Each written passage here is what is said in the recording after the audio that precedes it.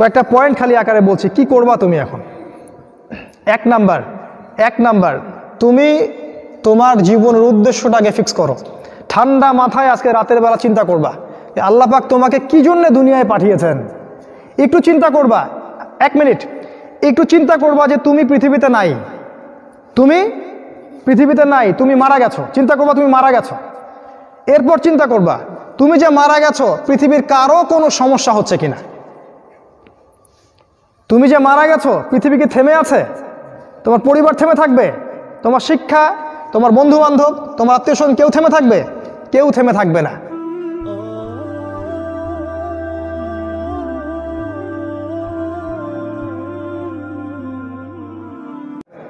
তুমি পৃথিবীতে থাকো বা না থাকো কারো কিছু আসে যাবে না।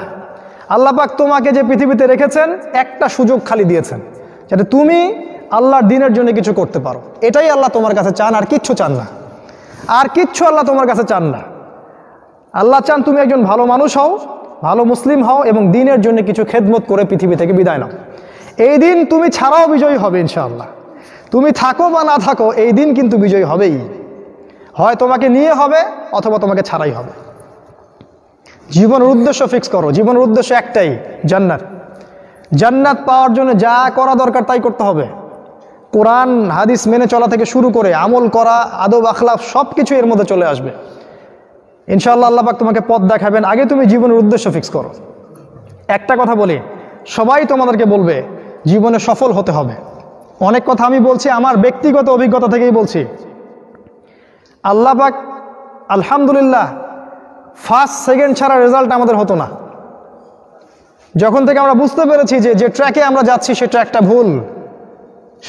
ভুল, এই বুঝটা যখন থেকে আসছে আমাদের মধ্যে, আমরা চেষ্টা করছি অন্যদেরকে আমাদের শিক্ষা দিয়ে সচেতন করার জন্য। আমরাও ভুল করেছি, ভুলের উপর ভুল করেছি। আল্লাহ পাক যেন মাফ করেন, আল্লাহুম্মা আমিন। সাফল্যের সংজ্ঞা শেখানো হতো আমাদেরকে পরিবার থেকে। সফল হতে হবে বাবা, নিজের পায়ে দাঁড়াতে হবে, বাবাকে দেখতে হবে, মাকে দেখতে হবে, অমুক তমুক ইত্যাদি ইত্যাদি। বিয়ে করবি কি নিয়ে, তোর তো কিছুই নাই, বলে নাই কথাগুলো আপনাদেরকে। চাকরি বাকরি করতে হবে, প্রতিষ্ঠিত হতে হবে। শোনো, সাফল্যের একটা সংজ্ঞা দিয়েছেন আল্লাহ কোরআনে, একটাই সংজ্ঞা, সূরা আল ইমরানের মধ্যে আছে। আজকে আমি সব ডিটেলস বলার সময় পাচ্ছি না। সূরা আল ইমরানের মধ্যে আছে কুল্লু নাফসিন যায়িকাতুল মাউত, প্রত্যেকটা নফস মারা যাবে এবং কিয়ামতের মাঠে তাদের পুরোপুরি প্রতিদান তাদেরকে দেয়া হবে। এখানে আল্লাহ সাফল্যের সংজ্ঞা দিয়েছেন, ফামান যুহজিহা আনিন নার ওয়া উদখিলাল জান্নাহ ফাকাদ ফাজ। ওই দিন কিয়ামতের মাঠে যাকে জাহান্নাম থেকে বাঁচানো হবে আর জান্নাতে প্রবেশ করানো হবে, ফাকাদ ফাজা, এই ব্যক্তি হচ্ছে সফল। সাফল্যের সংজ্ঞা কোথায় পাইলেন? যদি আমরা জাহান্নাম থেকে বাঁচতে পারি প্রত্যেক ব্যক্তি এবং জান্নাতে যেতে পারি, সেই সফল। এছাড়া কেউই সফল না, এই পৃথিবীর কেউই সফল না, কেউ না। সে যত বড় রাষ্ট্রনেতা হোক, পণ্ডিত হোক, বিজ্ঞ হোক, পণ্ডিত কে হয় হোক, যার দাপটে সারা বিশ্ব কাঁপে, এও সফল না যদি না সে জান্নাতে যেতে পারে। কিন্তু একজন এই ভ্যান চালক, এক রিক্সা চালক, এক আমার ওই গরিব চাচা, ওই কৃষক, সে যদি হিসাব দিয়ে জান্নাতে যেতে পারে, সে সফল। তিনি সফল, তিনি আল্লাহর কাছে পছন্দের বান্দা। অতএব জীবনের উদ্দেশ্যটাকে ঠিক করে ফেলো, এটা প্রথম কাজ। দ্বিতীয় কাজ, তোমাকে জ্ঞান অর্জন করতে হবে। দ্বিতীয় কাজ, কিসের জ্ঞান অর্জন করবে? যে জ্ঞান তোমাকে আল্লাহর দিকে নিয়ে আসবে সেই জ্ঞান অর্জন করতে হবে। কোন কোন সাবজেক্ট পড়তে হবে তোমাকে প্রথমত কোরআন পড়তে হবে, তেলাওয়াত করা শিখবে, অর্থ জানবে, আরবি ভাষা শেখার চেষ্টা করো, কোরআনের আদেশ মানো, নিষেধগুলো ছেড়ে দাও এবং কোরআনের দাওয়াত মানুষের কাছে পৌঁছে দাও। কোরআনের দাওয়াত মানুষের কাছে পৌঁছে দাও এবং কোরআনের বিধান বাস্তবায়নের জন্য আল্লাহর পথে চেষ্টা করো। আর কি সাবজেক্ট পড়তে হবে? তোমাকে হাদিস পড়তে হবে, রাসূলের হাদিস, অসংখ্য হাদিস, এগুলো পড়তে হবে তোমাকে। আর কি পড়বে? ইসলামের ইতিহাস তোমাকে পড়তে হবে। ইসলামের ইতিহাস জানবে না তাহলে হীনমন্য জাতি হবে। তুমি জানবেই না তোমার এই বাপ দাদারা ছিল সিংহ পুরুষ, তুমি এটা জানবেই না। তোমার শেকড় যে এত সিংহ পুরুষ দিয়ে ভর্তি, এটা তুমি জানোই না। এই জন্য হীনমন্যতায় ভোগো, মনে হয় যে আমাদের কেউ নাই, আমরা এতিম। জি না, আমরা এই বিশ্ব শাসন করেছি 100 বছর আগেও। এই 100 বছর আগেও এই পুরো বিশ্ব আমাদের হাতে ছিল। এখন যা দেখছো এরকম অতীত এরকম ছিল না। একটা ওমরের হুঙ্কারে সারা বিশ্ব কেঁপে যাইতো, এক আলী রাদিয়াল্লাহু আনহু যদি জিহাদের মাঠে হুঙ্কার দিতেন, সমস্ত কাফের হৃদয় একদম দরদর করে কাঁপতে থাকতো। আমাদের সিংহ পুরুষ বাবারা দাদারা এরকম ছিলেন। আমরা এত হীনমন্য জাতি ছিলাম না, আজকে আমরা আমাদের পরিচয় ভুলে গেছি। পরিচয় ভুলে গেছে। ইতিহাস পড়তে হবে তোমাকে। আর কি পড়তে হবে? ইসলামের অর্থনীতি পড়বে। অর্থনীতি জানো না, তুমি হালাল হারাম বুঝতে পারবে না। ওরা তোমার সাথে প্রতারণা করে এমন হারাম ঢুকিয়ে দিবে তুমি বুঝতেই পারবে না এটা হারাম ছিল। ইকোনমিক্স পড়তে হবে, খুব ইম্পর্টেন্ট সাবজেক্ট এই জামানার জন্য। আর কি পড়তে? পলিটিক্যাল সায়েন্স, এই বিশ্ব রাজনীতি সম্পর্কে পড়াশোনা করবে, এটা গুরুত্বপূর্ণ সাবজেক্ট। এছাড়া জেনারেল লাইনে যে পড়াশোনাগুলো করছো এগুলো ভালো, আমি এগুলো পড়তে নিষেধ করিনি। আমি বলেছি এগুলোর শিকড়টা হবে ইসলামিক। তুমি ডাক্তার হও আর ইঞ্জিনিয়ার হও আর কি হও এটাতে আমাদের কোনো আপত্তি নাই, শিকড়টা হতে হবে ইসলামিক, কোরআন এবং সুন্নাহ ভিত্তিক। আর একটা সাবজেক্ট পড়বে ফিকহ। ফিকহ যদি না পড়ো তাহলে কি হবে জানো? তাহলে নফল মোস্তাহাব আমলগুলো নিয়ে মারামারি কাটাকাটি করে ফরজ ঐক্য নষ্ট করে ফেলবা। এখনকার দেখো না যে অল্প কিছু পড়াশোনা করে, 2 পাতা পড়াশোনা করে দায়ী হয়ে গেছে একেবারে। কোরআনটা ঠিক মতো পড়তে পারে না, কোরআনটা রিডিং ঠিক মতো পড়তে পারে না, বড় বড় ফতোয়া দিয়ে বেড়াচ্ছে, ওইটা হালাল আর ওইটা হারাম, ওইটা অমুকের এই নাই অমুকের সেই নাই। হচ্ছে না এটা ফিকহ না জানার কারণে হচ্ছে। ফিকহের বুঝ কঠিন বুঝ, গভীর বুঝ। এই জন্য ইমাম আবু হানিফা থেকে শুরু করে যত ফকিহ ছিলেন সবাইকে ভক্তি শ্রদ্ধা সম্মান করতে শিখো। ফিকহটা অনেক কঠিন একটা জিনিস। আমরা তো এখানে সমালোচনা বেশি করতে চাই, এটা ঠিক না। এই ফিকহের জ্ঞান না থাকলে তুমি কোনটা ফরজ, কোনটাকে বেশি গুরুত্ব দেওয়া লাগবে, কোনটা নফল, কোনটাকে মুস্তাহাব, কোনটা ওয়াজিব পর্যায়ের, কোনটা সুন্নতে মুআক্কাদা, কোনটা কি সব বুঝতে পারবে না। আর না বুঝতে পারলে তুমি কি করবা? যে বিষয়ে ছাড় দেয়া যেত সেটাকে ছাড় না দিয়ে তুমি বড় বড় জিনিসগুলোকে ভেঙে ফেলবা। খেয়াল করে দেখবেন ছোট ছোট মাসআলাগুলোকে নিয়ে, যেগুলো ইখতিলাফি মাসআলা, যেগুলো নিয়ে সাহাবায়ে কেরামদের মধ্যে দ্বিমত ছিল, এগুলোকে নিয়েই বাংলাদেশে শত শত দল হয়ে গেছে। হয় নাই? কোনো দল কি বলেছে আল্লাহ নাই? কোনো দল বলে যে রাসূল নাই, কোরআন নাই, আমাদের কেবলা আলাদা, এটা বলে? সবার আল্লাহ এক, রাসূল এক, কেবলা এক, কোরআন এক, সুন্নাহ এক, সব এক। তাহলে এতগুলো দল কেন হলো? ওই যে সংকীর্ণ মানসিকতা এবং এই ফিকহের বুঝ না থাকার কারণে হয়েছে। তাই ফিকহটা পড়বে, না হলে তোমার দ্বারা উপকার না হয় উম্মার ক্ষতি হয়ে যাবে। তোমার দ্বারা উপকার না হয় উম্মার ক্ষতি হয়ে যাবে। আর 2-1টা সাবজেক্ট বলছি। জিও পলিটিক্স, ভূ রাজনৈতিক প্রেক্ষাপটটা পড়তে হবে তোমাকে। এর সাথে একটা সাবজেক্ট অবশ্যই পড়বে রাসূলুল্লাহ সাল্লাল্লাহু আলাইহি ওয়াসাল্লামের জীবনী। এই কয়েকটা সাবজেক্ট যদি পড়তে পারো, শেষ জামানায় ইনশাআল্লাহ আল্লাহ পাক তোমার হাতে পতাকা দিবেন এবং তুমি আল্লাহর দ্বীনের পতাকা বহন করবে ইনশাআল্লাহ। জ্ঞান নাই, কিচ্ছু করতে পারবে না। যদি তুমি জ্ঞান অর্জন করতে না পারো তুমি বাতিলের মোকাবেলা করতে পারবে না। এখনকার যুদ্ধটা অস্ত্রের যুদ্ধ না, এখনকার যুদ্ধ জ্ঞানের যুদ্ধ। তুমি ওদের সাথে অস্ত্রের যুদ্ধ করে পারবে না। এখনকার যুদ্ধটা জ্ঞানের যুদ্ধ। ওটাও আসবে সামনে, যখন ইমামুল মাহদী আসবেন সারা বিশ্ব জুড়ে মালহামা শুরু হবে, তখন মহাযুদ্ধ। এই ফিজিক্যাল স্ট্রেংথ নিয়ে, মেন্টাল স্ট্রেংথ নিয়ে, ইমানের স্ট্রেংথ নিয়ে পারবে না। জ্ঞান অর্জন করো, কারণ রাসূল সাল্লাল্লাহু আলাইহি ওয়াসাল্লামকে প্রথম আল্লাহ আদেশ করেছেন ইকরা, পড়ুন পড়ুন পড়ুন। জ্ঞান নাই, সমাজ সংস্কার করতে পারবে না। এটা 2। 3 নাম্বার হচ্ছে জ্ঞান অনুযায়ী আমল করতে শেখো দ্রুত। যতটুকু জানলা আমল করতে শেখো, আগামীকালের জন্য ফেলে রাখবে না। আজকে যা শিখেছো আজকে আমল করো। রাসূলের সুন্নাহগুলোকে গুরুত্ব দিয়ে করো। যেখানে ইসলাম প্রশস্ততা দিয়েছে সেখানে প্রশস্ততা প্রদর্শন করো, যেখানে প্রশস্ততা নাই সেখানে ওটাই মেনে চলো। ইসলাম একটা প্রশস্ত রিলিজন, এখানে অনেক কিছু প্রশস্ততা আছে, সেই প্রশস্ত ইসলাম ফলো করো, আমলগুলো করো। প্রতিদিন 5 ওয়াক্ত সালাত মসজিদে জামাতের সাথে পড়তে হবে। যখন তুমি রমাজান মাস পাবে সওম রাখতে হবে, জাকাতের সম্পদ আসলে জাকাত দিবে, মানুষের সাথে ভালো আচরণ করতে শিখো, উম্মাহকে ঐক্যবদ্ধ করতে শিখো, কোরআনের জ্ঞান অর্জন করো, সুন্নাহর জ্ঞান অর্জন করো এবং জানা অনুযায়ী আমল করে তুমি তোমার নিজের ভিতরে একটা পরিবর্তন নিয়ে আসো। পবিত্র হওয়ার চেষ্টা করো, সব পাপ থেকে তওবা করে ফিরে আসো। রাসূলের সুন্নাহগুলোকে গুরুত্ব দাও। A to Z, বাথরুমে যাওয়া থেকে শুরু করে তোমার জীবনের প্রতিটা ক্ষেত্রে নবীজির সুন্নাহগুলোকে তোমার উপর বাস্তবায়ন করো। নিজের উপর সুন্নাহ নাই, তুমি সমাজে সুন্নাহ বাস্তবায়ন করতে পারবে না। 3 নাম্বার। 4 নাম্বার, আদর্শ পরিবার গড়ে তোলো। আদর্শ পরিবার গড়ে তোলার জন্য তোমাকে তাড়াতাড়ি বিয়ে করতে হবে। তোমার সামর্থ্য আছে, শারীরিক মানসিক সামর্থ্য আছে, রুজির একটা ব্যবস্থা আছে, বিয়ে করে ফেলো, দেরি করবে না। বিয়ে করে ফেলো, দেরি করবে না। আমি বলছি অবশ্যই অবশ্যই তোমার শারীরিক সামর্থ্য থাকতে হবে, মানসিক সামর্থ্য থাকতে হবে, অর্থনৈতিক সামর্থ্য থাকতে হবে, একটা মেয়ের রেসপন্সিবিলিটি নেওয়ার সামর্থ্য থাকতে হবে। সামর্থ্য হয়ে গেলেই তুমি বিয়ে করে ফেলবে, আর কোনো দিকে দেখার দরকার নাই। এমনকি তোমার যদি একাধিক বিয়ে করার সামর্থ্য থাকে সেটাও তোমাকে করতে হবে। যার একাধিক বিয়ে করার সামর্থ্য আছে সে যদি না করে সেটাই তার জন্য গুনার কাজ।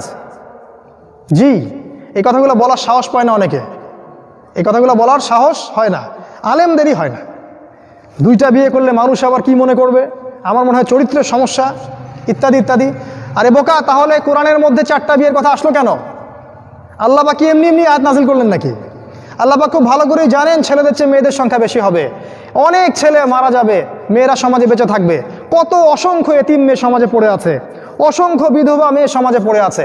ওদের দায়িত্ব নিতে হবে না? কে নিবে ওদের দায়িত্ব? যদি ছেলেরা দায়িত্ব না নেয় কে দায়িত্ব নেবে? ওই মেয়েগুলা কি সমাজের প্রজাপতি হয়ে থাকবে? ওরা কি পতিতালয়ের সম্পত্তি হবে? ওদের অধিকার নাই। এখানে অধিকার দিলে আমরা চরিত্র খারাপ হয়ে যায়। আর এদের সাথে তোমরা সারা দেশে এবং বিশ্বে জেনা করে বেড়াচ্ছ, এগুলাতে চরিত্র খারাপ হয় না। একটা ছেলে বিয়ে করার পরেও 10টা মেয়ের সাথে পরকীয়া করে, এটাতে চরিত্র খারাপ হয় না।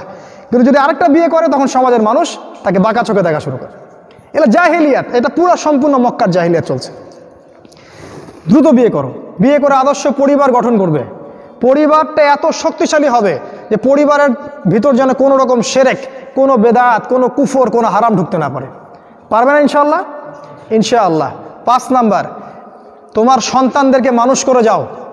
কালকে তুমি থাকবে না, তোমার সন্তানরা বেঁচে থাকবে। এক একটা সন্তান, এই যে বাচ্চাগুলোকে এমনভাবে বড় করতে হবে যাতে এরা আগামী দিনের ওমর হয়, আগামী দিনের হামজা হয়, আগামী দিনের খালিদ বিন ওয়ালিদ রাদিয়াল্লাহু আনহু হতে পারে ইনশাআল্লাহ। নিজে কি করেছি, সারা জীবন বৃথা চলে গেল। নিজের সাথে যা হয়েছে হয়েছে, বাচ্চাদের সাথে আর রিস্ক নেবেন না। বাচ্চাদেরকে ধ্বংস করবেন না আল্লাহর ওয়াস্তে।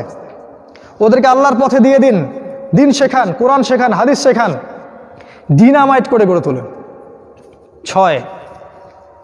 7 নাম্বার, হালাল রিজিক অন্বেষণ করো তোমরা। রিজিকটা যত ছোট পেশা হোক না কেন, যদি হালাল হয় অবশ্যই সেটাই উত্তম। আর যত বড় পেশা হোক না কেন, যদি হারাম হয় সেটা তোমার জন্য জাহান্নামে যাওয়ার কারণ হবে। অনেক বড় পদ আছে কিন্তু সেখানে ঘুষ আছে, সুদ আছে, প্রতারণা আছে, সেখানে যাবে না। আল্লাহর ওয়াস্তে সেখান থেকে দূরে থাকো। আর তুমি যদি কৃষক হয়ে থাকো, তোমার রুজির মধ্যে হালাল থাকে, তুমি কৃষিকাজ করেই সংসার চালাও, কোনো সমস্যা নেই ভাই, কোনো সমস্যা নাই। লজ্জার কিছু নাই, অপমানের কিচ্ছু নাই। তুমি আল্লাহর কাছে প্রিয় বান্দা। আল্লাহ পাক বলেছেন, ইন্নাল্লাহা তাইয়্যিব লা ইকবালু ইল্লা তাইয়্যিব। আল্লাহ পাক পবিত্র, পবিত্র রিজিক ছাড়া তিনি গ্রহণ করেন না। সারা জীবনের ইবাদত কবুল হবে না যদি আপনার রিজিকের মধ্যে হারাম থাকে। কিচ্ছু করার নাই, নবীর কথা পাল্টাতে পারবেন না। সারা জীবন সুদ ঘুষ খেয়ে বছর বছর হজ উমরা করবেন আর হাজী সাহেব লকব লাগাবেন, ওইসব করে লাভ নাই আল্লাহর কাছে, কোনো লাভ নাই। ওইরকম হজ আবু জেহেলও করতো, আবু জেহেল হজ করতো এরকম। ওইসব হজ উমরা আল্লাহ পাকের কাছে দেখায় লাভ নাই। রিজিক হতে হবে পিওর, পরিশুদ্ধ, যেটা খুব ডিফিকাল্ট। এই জন্য আপনাকে নাসিহা করছি, কৃষিভিত্তিক অর্থনীতির দিকে চলে আসেন। কৃষিভিত্তিক অর্থনীতি, এটা আপনার জন্য ভালো হবে ইনশাআল্লাহ। আর ব্যবসা ভিত্তিক, কটা বললাম? 7, 8, আর 2-3টা বলে শেষ করছি। 8 নাম্বার হচ্ছে শারীরিকভাবে শক্তিশালী থাকতে হবে। এর জন্য আপনাকে নিয়মিত ব্যায়াম করতে হবে, নিয়মিত ফিজিক্যাল এক্সারসাইজ বলেন, জিম বলেন, অন্য যে বিষয়গুলো আছে এগুলো আপনাকে করতে হবে। যে খাবারগুলো আপনি খাবেন, প্রত্যেকটা খাবার বিশুদ্ধ কিনা অবশ্যই পরীক্ষা করে খাবেন। এমন কোনো খাবার খাবেন না যে খাবার প্রস্তুত করেছে ওরা, অর্থাৎ ওরা, বুঝতে পারছেন কারা? কারণ ওদের খাবারের মধ্যে এমন কিছু থাকে যেটা আপনাকে আস্তে আস্তে আস্তে আস্তে ধ্বংস করে দিবে। এত ক্যান্সারের রোগী আগে ছিল, এত ডায়াবেটিসের রোগী আগে ছিল, এই যে প্রেশার, হাবি জাবি, স্ট্রোক এগুলো আগে ছিল না, এগুলো রোগ আগে ছিল না। বিগত এই 50 বছরে দেখবেন এমন এমন সব রোগ এত বেশি বেশি করে বাসা বেঁধেছে যে আমাদের প্রজন্মের পর প্রজন্ম ধুকে ধুকে মারা যাচ্ছে। অতএব খাবারের ব্যাপারে সচেতন থাকবেন। এমন খাবার গ্রহণ করবেন না যে খাবারটা বিশুদ্ধ না, যে খাবারটা ম্যানুফ্যাকচার, সেটা গ্রহণ করবেন না। মানে মানুষ ওই কলকারখানায় তৈরি করেছে এমন খাবার খাবার খাবেন না। নিজে খাবার উৎপাদন করে খান, নিজে চাষ করে খান, খাঁটি জিনিস খুঁজে খুঁজে খাবেন। আল্লাহর ওয়াস্তে এটা নসিহা করছে এই কারণে, আপনি প্রচণ্ড অসুস্থ হয়ে যাবেন যদি আপনি ওদের খাবার খান। আজকে বুঝতে পারবেন না, যখন হবেন তখন আমার কথা বুঝতে পারবেন।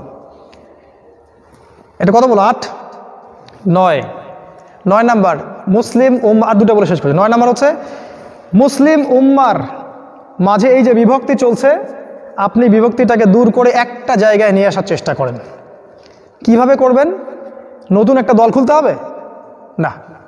আপনি যদি একটা প্রতিষ্ঠান করে থাকেন, একটা ফাউন্ডেশন করে থাকেন, একটা সংগঠন করে থাকেন, যেটাই করে থাকেন, আপনি যদি এতটুকু নসিহা গ্রহণ করেন যে হ্যাঁ, এই শতদা বিভক্ত এই উম্মার প্রত্যেকেই আমার ভাই, সে যে মাযহাবি হোক আর যে তরিকাই হোক, সে আমার ভাই, সেও মুসলিম আমিও মুসলিম, তার সাথে আমার কিছু বিষয়ে হয়তো দ্বিমত আছে, কিন্তু এই না, তার মানে এই না যে সে কাফের আর আমি মুশরিক, সে কাফের আর আমি মুসলিম, এমন নয়।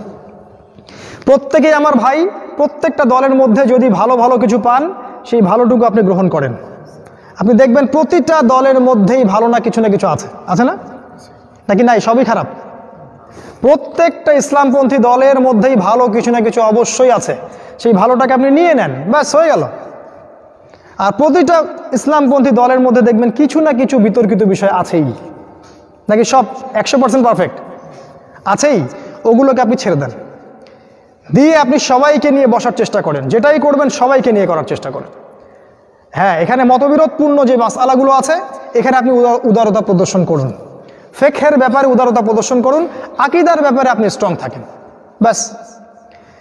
এভাবে আপনি উম্মার মধ্যে একটা ঐক্য আনতে পারবেন ইনশাআল্লাহ। আর এই উম্মার ঐক্য যদি না থাকে, তাহলে আগামী দিনগুলোতে এই উম্মাকে বাঁচাতে পারবে না কেউ না। এই উম্মার ঐক্য যদি ধ্বংস হয়ে যায়, যেটা হয়ে গেছে প্রায়, এই অবস্থা যদি চলতে থাকে আগামী 10 বছর, এই উম্মার ধ্বংস কেউ ঠেকাতে পারবে না, ইল্লা মাশা আল্লাহ। খুবই কনসিয়াস থাকেন, এটা ফরজ জিনিস। ওয়া'তাসিমু বিহাবলিল্লাহি জামিআ, আল্লাহ পাক বলেছেন আল্লাহর রজ্জু একসাথে শক্ত করে ধরো, এটা আল্লাহর আদেশ। আর যেটা আল্লাহর আদেশ সেটা ফরজ। আপনার জোরে আমিন বলা ফরজ নয়, পায়ে পা লাগানো ফরজ নয়, রফুল ইয়াদান করা ফরজ নয়, আপনারা যে আরো জিকিরের তরিকাগুলো বের করেছেন এগুলো ফরজ নয়। এগুলো গুরুত্বপূর্ণ হতে পারে, সুন্নাহ, ফরজ নয়। ওয়া'তাসিমু এটা ফরজ। আল্লাহর রজ্জু সব শক্ত করে একসাথে ধরে থাকো, এটা ফরজ। আপনি ফরজটাকে ছেড়ে দিয়ে সুন্নাহ ধরতে পারেন না। যদি ধরেন তাহলে আপনার নির্বোধ, আপনি বোঝেন না যে কোনটাকে বেশি গুরুত্ব দিতে হবে। অতএব উম্মার ঐক্যের জন্য কাজ করুন। যারা ঐক্যের জন্য কাজ করছে ওদেরকে সহযোগিতা করুন। আপনার সময় থাকলে সময় দেন, মেধা থাকলে মেধা দেন, অর্থ থাকলে অর্থ দেন, অথবা দোয়া করে সহযোগিতা করুন। যেভাবে পারেন আপনি তাদেরকে সহযোগিতা করুন। লাস্ট আরেকটা হচ্ছে, আপনাকে আল্লাহ পাক যে সময়টুকু দিয়েছেন এই যৌবনের, এই দুনিয়ার জীবনের, আল্লাহর দ্বীনের দাওয়াত আপনি প্রচার করেন। আপনার মধ্যে যতটুকু এলেম কালাম আছে, বাল্লিগু আন্নি ওয়ালাউ আয়া, একটা আয়াতও যদি জানো আমার পক্ষ থেকে, প্রচার করে দাও। প্রতিটা দিন আপনি আল্লাহর পথে দাওয়াতের জন্য নেমে পড়েন। ফুল টাইম দায়ী হতে বলছি না আমি, পার্ট টাইম দায়ী হয়ে যান। প্রতিটা দিন কিছু না কিছু সময় আল্লাহর দ্বীনের জন্য ব্যয় করেন। মসজিদে বসেন, তালিম করেন, লোকজনকে নামাজের দিকে ডাকেন, আল্লাহর পথে সময় দেন। আপনি যারা দ্বীনের পথে কাজ করছে ওদেরকে হেল্প করেন, নিজে দাওয়াতি কাজ করেন, আপনার সেক্টরে দাওয়াতি কাজ করেন, নিজের মধ্যে, নিজের বন্ধু মহলে, পরিবারে, আপনার আত্মীয় স্বজনের মধ্যে দাওয়াত দিতেই থাকেন। শুনুক না শুনুক নাই, কথা বোঝেন নাই? শুনুক বা না শুনুক, আপনি দাওয়াতি কাজ করতেই থাকেন। ইনশাআল্লাহ এই 10টা কাজ যদি আপনারা যুবকরা করতে পারেন, আমি আশাবাদী ইনশাআল্লাহ আগামী দিনগুলোতে আপনি হবেন ইমামুল মাহদির সৈনিক ইনশাআল্লাহ। আজকে আর লম্বা করছি না। আল্লাহ পাক আমাদের সবাইকে এই 10টা গুণাবলী অর্জন করার তৌফিক দান করুন, এবং আমাদের জীবন এবং আমাদের যৌবনটাকে আল্লাহর পথে ঢেলে দেওয়ার, উৎসর্গ করার তৌফিক আল্লাহ পাক দান করুন। আল্লাহ রাব্বুল আলামিন আমাদের প্রত্যেকে কোরআন এবং হাদিসের বুঝ দান করুন, আল্লাহুম্মা আমিন। আল্লাহ পাক আমাদের সবার আদর্শ পরিবার গড়ে দিন, হালাল রিজিকের ব্যবস্থা করে দিন, আমাদের বিয়েগুলোকে আল্লাহ সহজ করে দিন। আল্লাহ পাক সমাজের সমস্ত জাহেলিয়াত থেকে আমাদেরকে হেফাজত করুন। আল্লাহ পাক আমাদেরকে কোরআন, সুন্নাহ এবং রাসূলের আদর্শ জীবন গড়ার তৌফিক দান করুন। আল্লাহ পাক আমাদেরকে ইসলামের ইতিহাস পড়ার তৌফিক দান করুন, আমাদেরকে ইসলামের বীর সেনানী হওয়ার তৌফিক দান করুন। আমাদের মৃত আত্মীয় স্বজনদেরকে আল্লাহ পাক মাফ করে দিন। যারা অসুস্থ আছে আল্লাহ পাক সবাইকে শেফায়ে কামেলা দান করুন, এবং আমাদের যা কিছু আছে, আমাদের জান, মাল, ইজ্জত, সময়, শ্রম সব কিছু ব্যয় করে আল্লাহর পথে দাওয়াত এবং আল্লাহর জন্য জিহাদ করার তৌফিক আল্লাহ পাক দান করুন। আল্লাহুম্মা আমিন। সুবহানাকা আল্লাহুম্মা ওয়া বিহামদিকা আশহাদু আল্লা ইলাহা ইল্লা আনতা আস্তাগফিরুকা ওয়া আতুবু ইলাইক। আপনারা যারা এতক্ষণ